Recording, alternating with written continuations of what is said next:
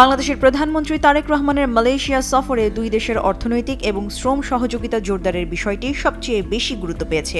যৌথ সংবাদ সম্মেলনে তিনি মালয়েশিয়ার প্রধানমন্ত্রী আনোয়ার ইব্রাহিমের কাছে আরও বেশি বাংলাদেশি শ্রমিক নিয়োগ এবং দ্রুত শ্রমবাজার পুনরায় উন্মুক্ত করার অনুরোধ জানান। একই সঙ্গে অনিয়মিত বাংলাদেশি শ্রমিকদের বৈধকরণ এবং আটক বাংলাদেশিদের প্রত্যাবাসনের বিষয়েও আলোচনায় উঠে আসে। দুই নেতা শ্রমিক নিয়োগের প্রক্রিয়াকে আরও স্বচ্ছ, ন্যায্য এবং সাশ্রয়ী করার বিষয়ে একমত হয়েছেন, যাতে মধ্যস্বত্বভোগীদের ভূমিকা কমে এবং শ্রমিকদের ব্যয় হ্রাস পায়। সফরে বাংলাদেশ মালয়েশিয়া মুক্ত বাণিজ্য চুক্তি FTA নিয়ে আলোচনা এগিয়ে নেওয়ার সিদ্ধান্ত হয়েছে। পাশাপাশি বাংলাদেশ আসিয়ানের সেক্টরাল ডায়ালগ পার্টনার এবং regional comprehensive economic partnership RCEP এ যোগ দেওয়ার আগ্রহ প্রকাশ করেছে, যার প্রতি সমর্থন জানিয়েছে মালয়েশিয়া। দুই দেশের যৌথ বিবৃতিতে 2027 সালের মধ্যে একটি আধুনিক এবং পারস্পরিক লাভজনক মুক্ত বাণিজ্য চুক্তি সম্পন্ন করার লক্ষ্য নির্ধারণের কথাও উল্লেখ করা হয়েছে। বসুন্ধরা টিস্যু, অশুদ্ধতার বিরুদ্ধে এক বিন্দুও ছাড় নয়।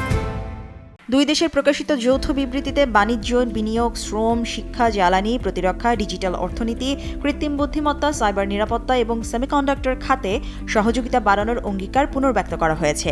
বিশেষ করে বৈশ্বিক ইসলামী অর্থনীতির সম্ভাবনাকে সামনে রেখে হালাল শিল্পে সহযোগিতা জোরদার, হালাল সনদ এবং নিয়ন্ত্রক কাঠামো উন্নয়ন এবং দক্ষতা বৃদ্ধিতে একসঙ্গে কাজ করার বিষয়ে দুই নেতাই একমত হয়েছেন।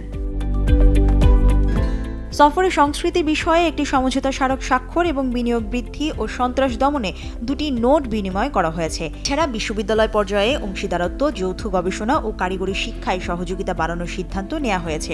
রোহিঙ্গাদের নিরাপদ, মর্যাদাপূর্ণ এবং টেকসই প্রত্যাবর্তনের বিষয়েও মালয়েশিয়ার সমর্থনের জন্য কৃতজ্ঞতা জানিয়েছে বাংলাদেশ।